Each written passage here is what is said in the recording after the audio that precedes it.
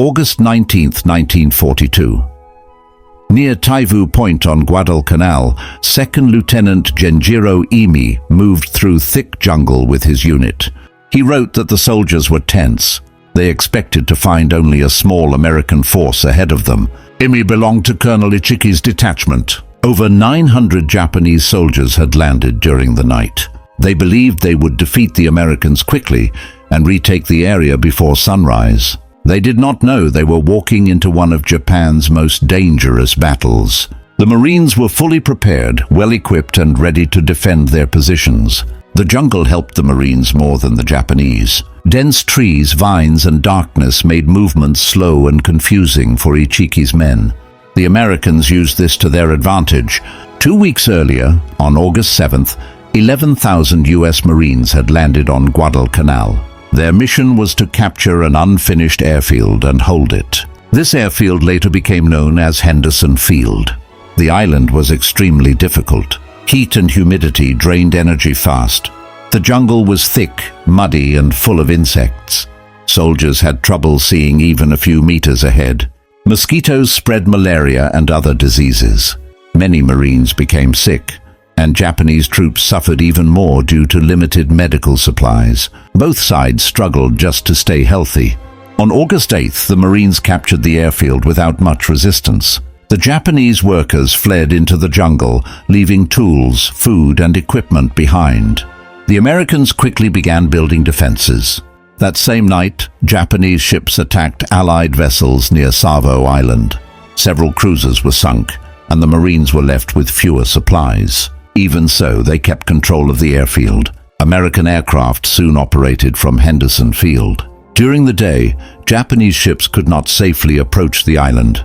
This made it hard for Japan to send troops and supplies. At Rabaul, Japanese command believed the American force was small. They ordered Ichiki's detachment to advance quickly and remove the Marines before they could strengthen their positions. Ichiki was confident. He ignored reports saying the Marines were stronger than expected. He believed his unit could break through any defense they faced. On August 18th, Ichiki's men landed at Taivu Point and began moving inland. The jungle slowed them, but he pushed the troops forward without rest. He wanted to attack before dawn. Japanese scouts soon encountered Marine outposts near the Ilu River, also called Alligator Creek. The Marines reported organized enemy movement, but also heard signs of tired, rushed soldiers. The Marines set up strong defensive positions along the river. Machine guns were placed carefully. Mortars were hidden among trees. The Americans were ready for a large attack.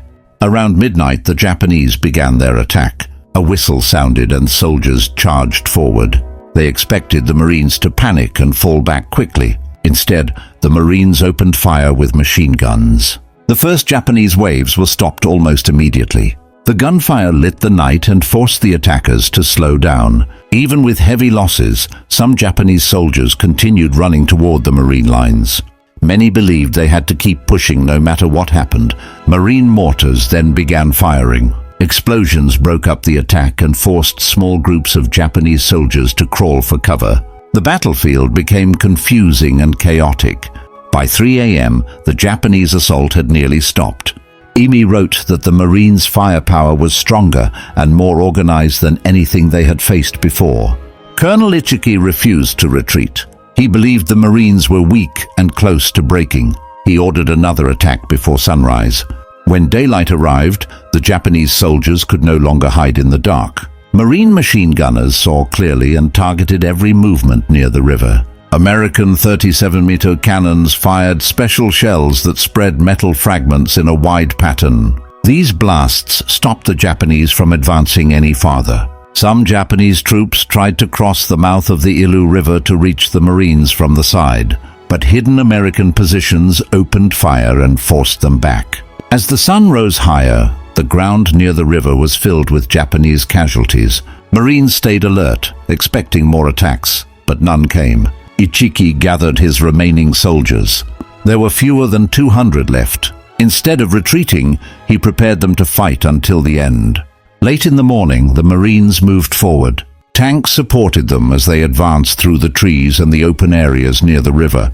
The tanks pushed aside obstacles and scattered the last Japanese defenders. The surviving soldiers tried to hold their positions but had little ammunition left. Some Japanese soldiers continued fighting until their weapons stopped working. Others surrendered or were too injured to move. The battle was coming to an end. By noon, the Marines had full control of the area. Out of more than 900 men in Ichiki's detachment, only about 128 survived. Colonel Ichiki ended his life after realizing the scale of the defeat. The defeat of Ichiki's unit shocked Japanese commanders. They had expected an easy victory. Instead, they learned the Marines were well supplied, well organized, and prepared to hold Guadalcanal at any cost. After the battle, Marines secured the area around the Ilu River. They collected weapons, checked for hidden Japanese soldiers, and strengthened their defensive lines in case another attack came soon. Reports from the battlefield reached higher American command quickly. The success boosted Marine confidence. They now believed they could hold the island as long as supplies and reinforcements arrived. Japanese leadership at Rabaul planned a second major offensive. They believed the first failure was caused by poor planning, not by American strength. More troops were ordered to prepare for another assault. Meanwhile, Henderson Field continued to operate.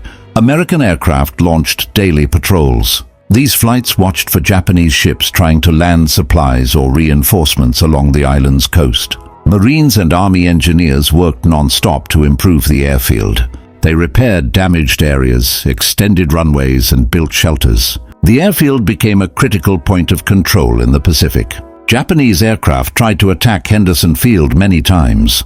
Some bombs fell dangerously close, but most American planes survived. The airfield remained active despite repeated attempts to destroy it. At night, Japanese ships rushed toward Guadalcanal. They unloaded troops and supplies quickly, usually under cover of darkness. These risky runs became known as the Tokyo Express.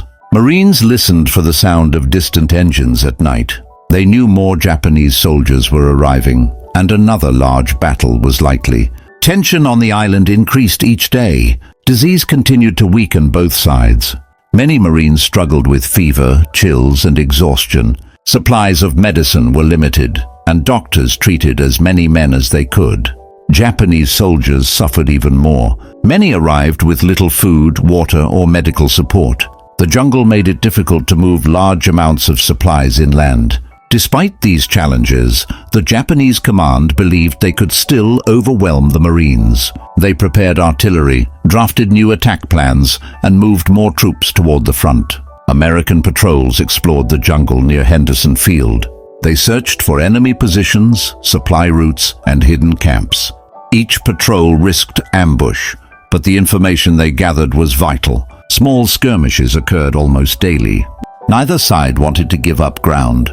These brief fights tested defenses and revealed weaknesses that commanders tried to fix quickly. By late August, both armies understood that Guadalcanal would not be a short campaign. The island had become a crucial battleground, and each side prepared for the next major clash. Reinforcements slowly reached the Marines. New units, supplies, and equipment arrived by sea when the U.S. Navy could secure the waters. These arrivals helped strengthen the defenses around Henderson Field. Japanese forces continued to gather inland. They built small camps, set up artillery, and waited for the right moment to launch a larger attack. Their commanders believed they still had a chance to push the Americans back. Marines spent long hours digging deeper trenches and improving their positions. They used sandbags, logs, and dirt to create stronger lines that could withstand artillery and infantry assaults. Patrols often reported hearing movement at night.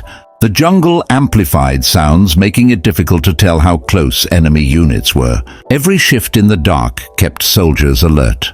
Supply shortages remained a problem. Marines rationed food and water carefully. Even simple items like boots and clothing became valuable as they wore out quickly in the harsh environment. Japanese soldiers faced worse conditions. Many lived on half rations or less. The jungle made moving supplies nearly impossible, and hunger started to affect their strength and morale. American aircraft continued daytime strikes. They targeted Japanese positions, landing areas, and supply routes. These missions slowed enemy movements and limited their ability to gather strength. At night, the Japanese Navy still attempted to shell Henderson Field. The airfield stayed operational despite repeated attacks. Marines learned to recognize the sound of incoming artillery. When the shells started, they moved into foxholes or shelters, waiting for the barrage to end before returning to their tasks. Both sides prepared for another major battle. The Japanese built new positions closer to the Marine lines. They wanted to strike with more troops and stronger coordination than Ichiki's first attack. American commanders expected a large assault soon. They placed reserves behind the front lines and made plans to shift units quickly if one area came under heavy attack. Rainstorms often flooded trenches and slowed movement. Soldiers spent hours clearing water and mud, but they still kept their weapons dry and ready in case the enemy attacked. Despite the hardship, Marines stayed determined. Many believed Guadalcanal was the turning point of the Pacific War. Holding the island became a matter of pride and purpose. Japanese soldiers also believed in their mission. They hoped a strong, coordinated assault would finally break the Marine lines and allow them to retake the airfield. By early September, tension on the island reached its peak. Patrols reported increasing enemy activity. Both sides waited, knowing the next battle would be larger than anything so far.